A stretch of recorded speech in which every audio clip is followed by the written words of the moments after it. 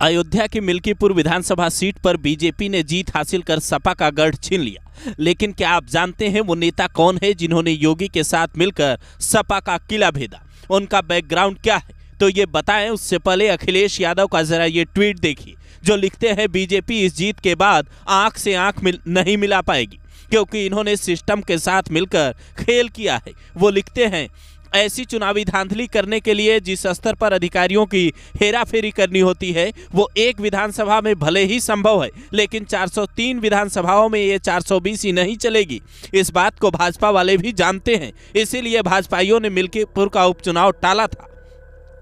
PDA मतलब 90% जनता ने खुद अपनी आंखों से ये धांधली देखी है। जिन अधिकारियों ने चुनावी घपलेबाजी का अपराध किया है वो आज नहीं तो कल अपने लोकतांत्रिक अपराध की सजा पाएंगे। एक एक करके सबका सच सामने आएगा, न कुदरत उन्हें बख्शेगी न कानून। इतनी भयंकर हार के बाद भी अखिलेश अधिकारियों को धमकाना नहीं भूल रहे हैं, क्योंकि उनकी यह बौखलाहट इस बात पर भी है कि सपा प्रत्याशी अजीत प्रसाद को अपने ही बूथ पर हार कैसे मिली। पर सियासत बौखलाहट से नहीं, चाणक्य नीति से चलती है, और योगी आदित्यनाथ ने इस बार ऐसा जाल फेंका कि सपा कुछ समझ ही नहीं पाई। नतीजा ये हुआ कि सपा के अजीत प्रसाद को इस सीट पर जहां 84,687 वोट मिले, तो वहीं बीजेपी के चंद्रभानु पासवान को 1,46,397 वोट मिले। मिल्कीपुर सीट पर करीब 61,710 वोटों से चंद्रभानु को रिकॉर्ड जीत मिली। चंद्रशेखर की पार्टी आजाद समाज के प्रत्याशी संतोष कुमार को सिर्फ 5,459 वोट मिल पाए, यानी कुल वोट का 6% भी नहीं मिला।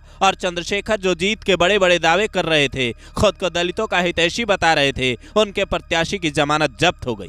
जबकि बीजेपी प्रत्याशी चंद्रभानु ने नया कीर्तिमान स्थापित कर दिया। योगी आदित्यनाथ उत्तराखंड से ही इस जीत की उन्हें बधाई देते हैं और ट्वीट कर लिखते हैं, मिल्कीपुर विधानसभा सीट पर उपचुनाव में भाजपा की ऐतिहासिक विजय की सभी समर्पित पार्टी पदाधिकारियों एवं कर्मठ कार्यकर्ताओं को हृदय तल से बधाई। विजयी प्रत्याशी चंद्रभानु पासवान जी को बधाई एवं उत्तर प्रदेश की विकास यात्रा और सुशासन को अपना मत प्रदान करने वाली मिल्कीपुर विधानसभा क्षेत्र की देवतुल्य जनता जनार्दन का हार्दिक अभिनंदन। हालांकि बीजेपी के लिए यह वक्त मिल्कीपुर में किए गए वादों को पूरा करने का है, तो वहीं अखिलेश यादव की पार्टी के लिए मंथन का वक्त है कि एक एक उनके गढ़ कैसे उनके हाथ से छीनते जा रहे हैं। चंद्रभानु पासवान के बारे में आज वहां के लोग कुछ ये भी कहने लगे हैं कि हमें सरकारी विधायक मिल गया है। ऐसे में यह जानना जरूरी है कि आखिर चंद्रभानु पासवान है कौन जिनके नाम पर इतना हंगामा मचा है। 3 अप्रैल 1986 को जन्मे चंद्रभानु पासवान अयोध्या जिले के रुदौली के परसौनी गांव के रहने वाले हैं। चंद्रभानु पेशे से वकील और व्यवसायी हैं। उनका कपड़े का शोरूम है, गुजरात में भी कारोबार है। मिल्कीपुर के नए नवेले विधायक के पास लखनऊ विश्वविद्यालय से एमकॉम और एलएलबी की डिग्री है।